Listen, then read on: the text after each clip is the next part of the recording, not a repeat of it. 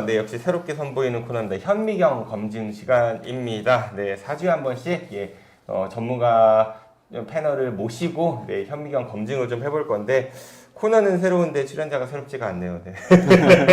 이번 주는요. 금홍석첩 한남대학교 교수 모셨습니다. 어서 오십시오. 네, 안녕하세요. 예, 낯설지 않으시죠 이제? 뭐 이제 한 세 번째 왔나? 네. 네, 그런 것 같아요. 네. 오늘 우리 금홍석 교수님께서는 총선 끝났기 때문에 총선 결과에 대해서 좀 이야기를 해보자라고 주셨거든요. 일단 예측하셨어요 이 결과를? 뭐 어느 정도는 아마 다 예측하시지 않았나요?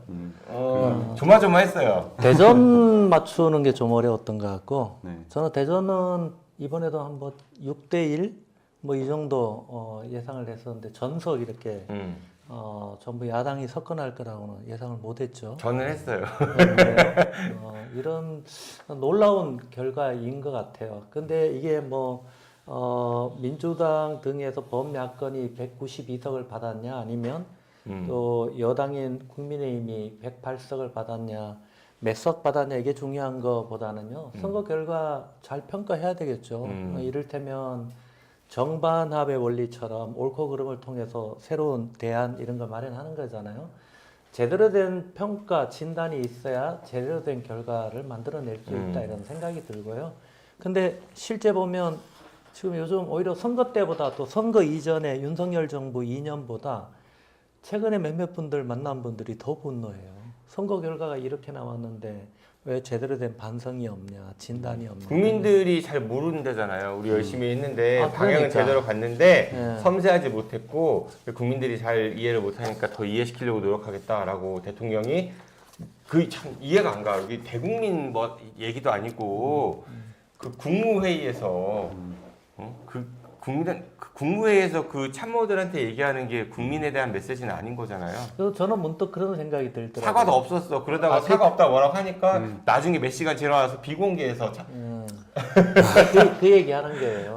그 참. 양반이 검사 출신이어서 평생 살면서 누구한테 사과해 본 적이 없었던 사람이어서 저런 행태를 취하나 오히려 우리 국민들이 선거 때보다 선거 이전보다 더 분기탱천하고 있는 게 지금의 상황 아니냐.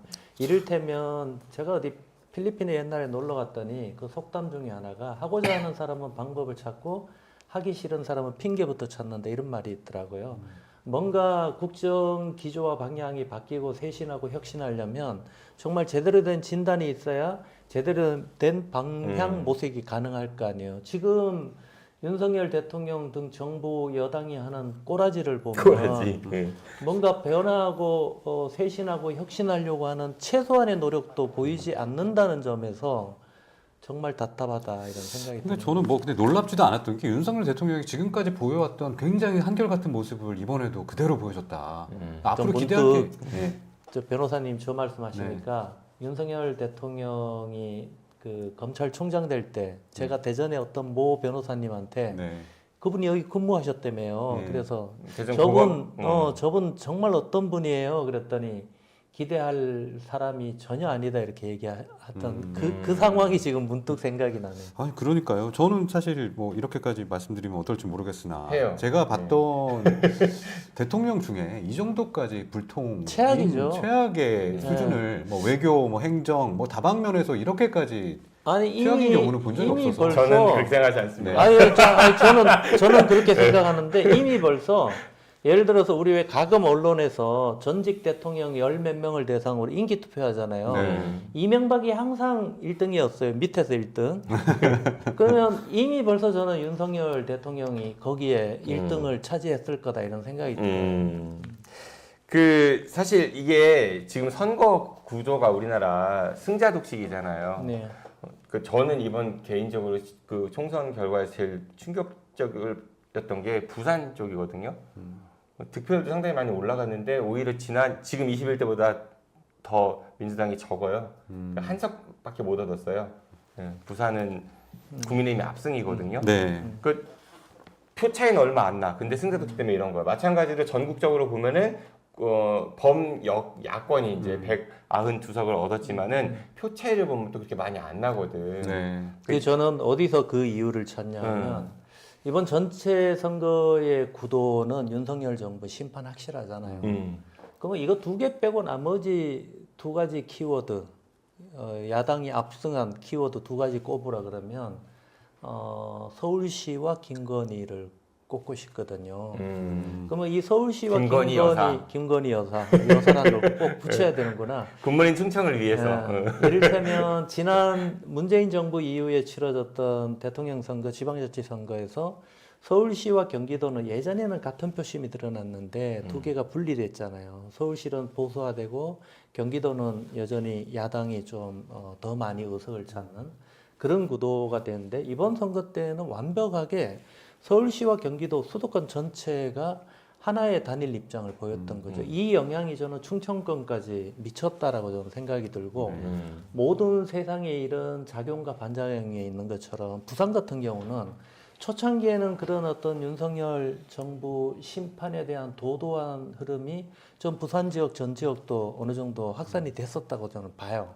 그런데 반대급부적으로 이거 너무 과도하다고 해서 반작용이 일어났다라고 저는 결집이 보는 막판에 거고. 좀 생겼겠죠. 그러니까 결집이 일어나다가 보니까 부산만 그런 결집 현상이 발생한 것 아니냐 이렇게 예상해 볼 수 있을 것 제가 같아요. 말씀드린 건 뭐냐면은 심판 정서가 있었던 거 맞아요. 그게 이제 이번 총선의 시대 정신이라고 저는 생각을 하는데 그런 심판 정서가 있음에도 불구하고 국민의힘에 투표를 한 유권자의 그러니까 국민의힘이 얻은 득표수가 만만치 않다라는 거죠. 그런 심판 정서가 훅 불었음에도 불구하고 의석으로는 이렇게 뭐 거의 그쵸 2대1 정도가 낮지만은 득표율로 보면 큰 차이가 없다라는. 그러니까 이게 어떻게 이해해야 되지? 저는 그거를 선거 때마다 느껴요. 어느 정도는 뭐냐면 유권자들의 무서움.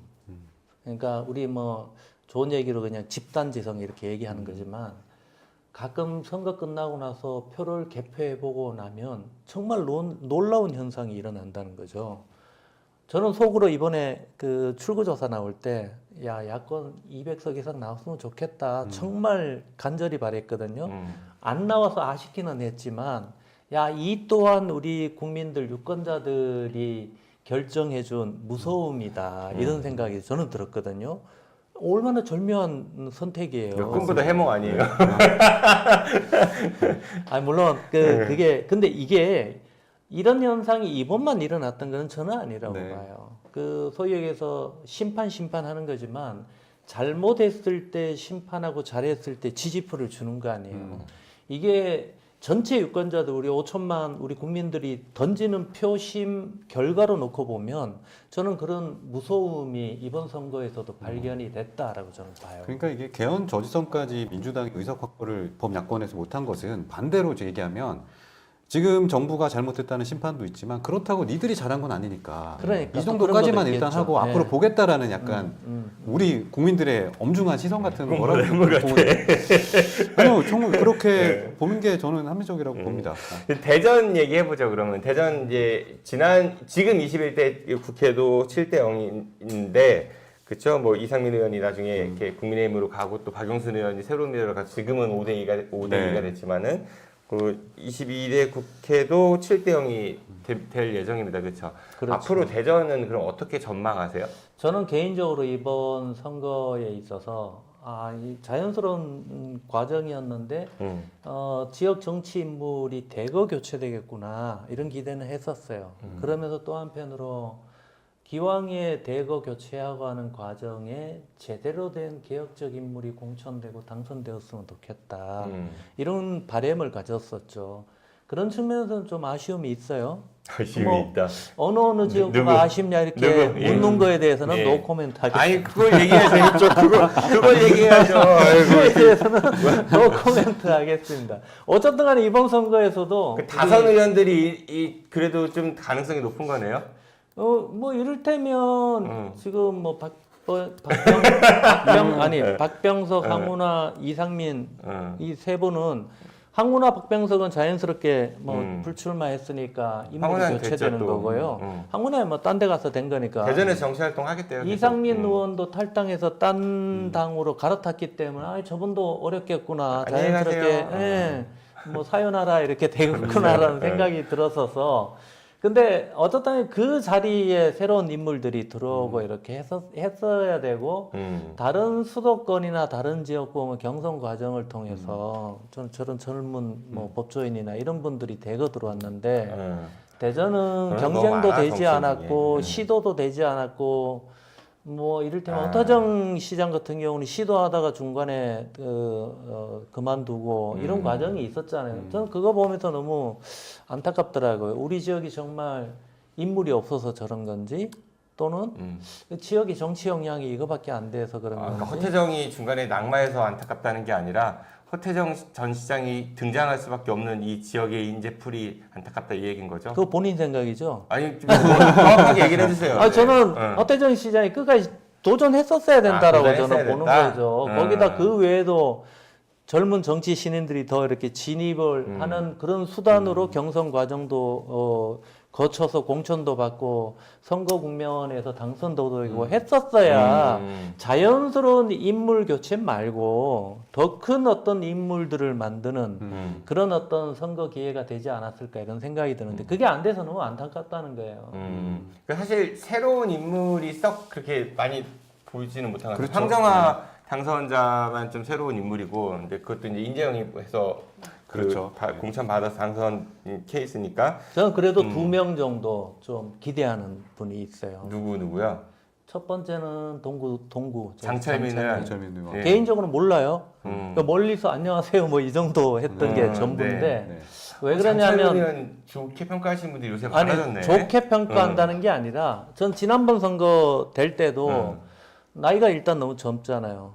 그리고 얼굴도 저하고 반대로 생겼고 그래서 뭔가 새로운 지역에 저렇게 젊은 정치인 나오기 쉽지 않거든요. 우리 맞습니다. 특히 네. 충청권에서는 그래서 기대가 됐었던 거고 그 당시 4년 전에 제가 뭔 얘기했냐면 이런 자리에서 저분이 다음 선거에서 재선이 된다면 우리 대전권을 대표할 수 있는 국회 정치 일꾼으로 주목받을 수도 있겠다 이렇게 전망한 적이 있거든요.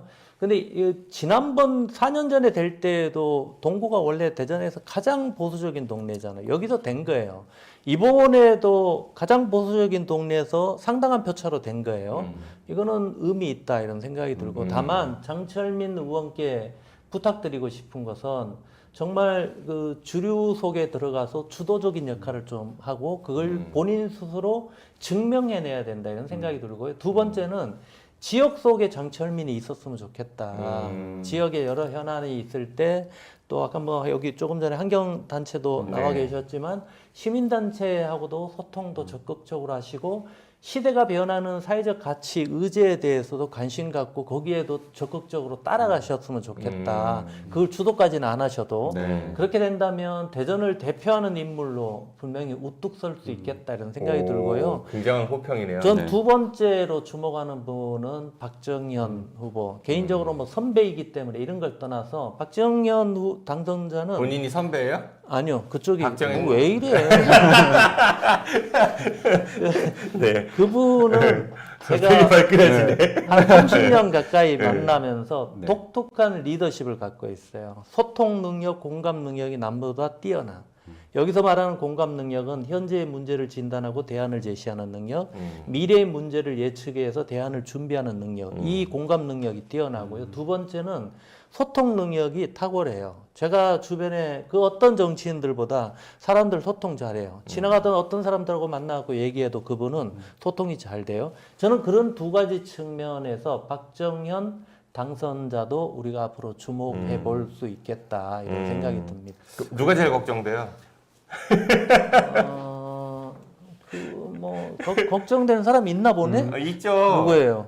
걱정되는 분 누구예요? 없어요? 빨리 예. 얘기해봐요. 예, 다음 기회에 말씀드리겠습니다. 아 그러니까 뭐 어쨌든 대전 지역에 있는 중진 국회의원 분들이 이제 본인이 뭔가를 막 하고 이런 게 아니라 이제 새롭게 등용된 분들이 자기 정치를 할 수 있도록 잘 끌어주는 역할을 좀 했으면 좋겠고 하나는 부탁드리고 싶어요. 뭐냐면 제가 예전에 논문 중에 논문이 아니라 용역 보고서 작성 중에 어떤 게 있었냐면 지역 정치 관련해서 갈등과 중호가 아니라 토론하고 협력하는 거버넌스형 정치 이런 걸 관련해서 쓰면서 강주하고 비교했을 때 강주 지역 가서 이렇게 인터뷰도 했거든요. 강주 지역은 여기보다 한 명 국회의원이 많아요. 8명인데 8명이죠. 대전처럼 이렇게 분절화되고 이질화되지는 않았어요. 대전은 박병석부터 해서 다 이렇게 이질화돼 있잖아요. 각자 도생. 각자 도생하고 각자 각계 전투하는 그런 어떤 구조인데 강주는 어떤 현안이 지역 현안이 있으면 각각 흩어져 있던 사람들이 이렇게 똘똘 모이는 뭉쳐. 똘똘 뭉치는 이런 현상이 있대요. 특히 지역 현안을 두고는 대전이 정치가 좀 바뀌어야 된다라면 전 그런 부분과 관련해서는 어느 정도 좀 바뀌었으면 좋겠다. 그렇게 해야 표도 시민들로부터 지지도 받고 표도 얻고 네. 더 지속 가능한 정치 인물로 남을 수 있지 않을까 이런 생각은 그러니까 들어요. 이번에 민주당 7석 이제 당선되신 분들 축하도 드리지만 이제 본인이 4년 뒤에 심판의 대상이 되지 않도록 좀 열심히 해주셨으면 좋겠어요.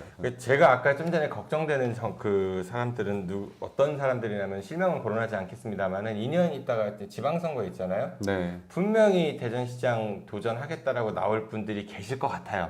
7명의 당선자들 가운데. 그러면은 누구예요? 그러면 만약에 그렇다라고 하면은 네. 정말 안 되는 거거든요. 그거는.